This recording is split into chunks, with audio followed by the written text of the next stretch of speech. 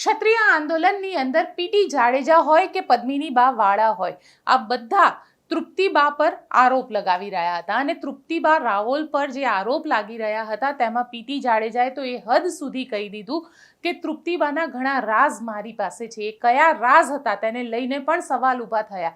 પરંતુ આ બધાની વચ્ચે તૃપ્તિબા રાવલ જે છેલ્લા ઘણા વખતથી આ બધા જ આરોપોને લઈને શાંત બેઠેલા હતા, તે તૃપ્તિબા રાવલે હવે સોશિયલ મીડિયામાં એક પોસ્ટ મૂકી છે અને પોસ્ટની અંદર સાફ શબ્દોમાં પીટી જાડેજા હોય કે પદ્મિનીબા વાળા હોય બધાને જવાબ આપ્યો છે. તેની અંદર આપને બતાડી દઉં કે તેમને સોશિયલ મીડિયામાં તેમના ઇન્સ્ટાગ્રામ હોય કે પછી ફેસબુક અકાઉન્ટ હોય તેના ઉપર તેમને એ પોસ્ટ મૂકી છે. આપ જોઈ શકો છો તૃપ્તિબા રાવલનું આ જે અકાઉન્ટ છે, ફેસબુક અકાઉન્ટ હું તમને બતાડી રહી છું. તેમને ઇન્સ્ટાગ્રામ પર પણ આ જ પ્રકારની પોસ્ટ જે છે તે મૂકી છે અને તે વેરીફાઈડ છે તેમનું અકાઉન્ટ. એટલે અમે વધારે શ્યોરિટીથી કહી શકીએ છીએ કે આ તૃપ્તિબાએ જ પોસ્ટ મૂકેલી છે અને તેમને સાફ શબ્દમાં લખી દીધું છે કે મારી મર્યાદાને મારી કમજોરી સમજવી નહીં. હું મારી માતાઓની અસ્મિતા માટે નીડર થઈ લડી શકતી હોઉં તો પોતાના સ્વાભિમાન માટે લડવા સક્ષમ છું જ. એટલે ફરી કહું છું કે હું મારી મર્યાદા ચૂકવા માંગતી નથી, પણ હવે મારું નામ લેતા પહેલા 100 વાર વિચાર કરજો. તૃપ્તિબા રાવલ. આ સ્પષ્ટ શબ્દમાં લખવામાં આવ્યું છે તૃપ્તિબા રાવલ દ્વારા અને કહેવામાં આવ્યું છે 100 વાર વિચાર કરજો મારા નામનું.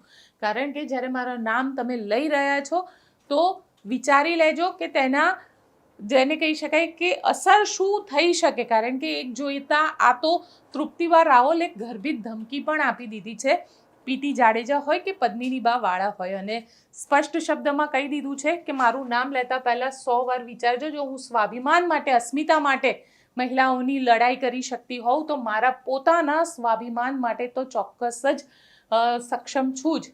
અને તૃપ્તિબા રાવલનો આ જે જવાબ છે તે પીટી જાડેજા હોય કે પદ્મિનીબા હોય સ્પષ્ટ છે.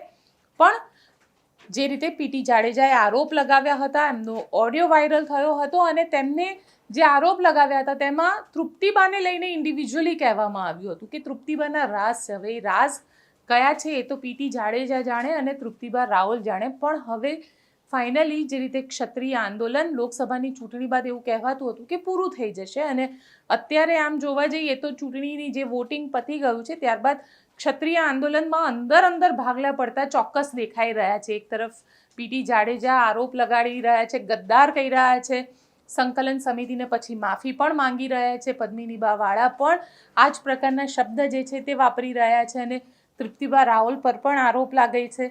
તેવામાં હવે તૃપ્તિબા રાવલે સ્પષ્ટ કરી દીધું છે. એટલે સવાલ એ અહીંયા ઊભો થઈ રહ્યો છે કે પુરુષોત્તમ રૂપાલા સામેની જે અસ્મિતાની લડાઈ હતી, આત્મસન્માનની જે લડાઈ હતી, તે લડાઈમાં હવે ક્યાંક ને ક્યાંક ફાટફૂટ થયેલી છે. ક્ષત્રિયોની વચ્ચે આ ફાટફૂટ થયેલી છે અને હવે આ લડાઈ જે છે એ કહી શકાય કે એકબીજા ઉપર પર્સનલ અટેક કરી રહ્યા છે.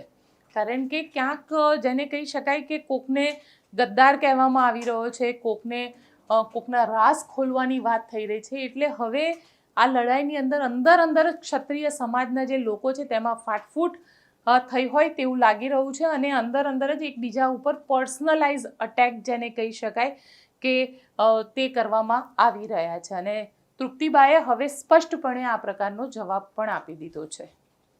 આપ શું વિચારી રહ્યા છો? કોમેન્ટ બોક્સમાં ચોક્કસ લખીને જણાવજો. અમારી ચેનલ નિર્ભય ન્યૂઝને લાઇક, શેર અને સબસ્ક્રાઇબ કરવાનું ભૂલશો નહીં. આભાર.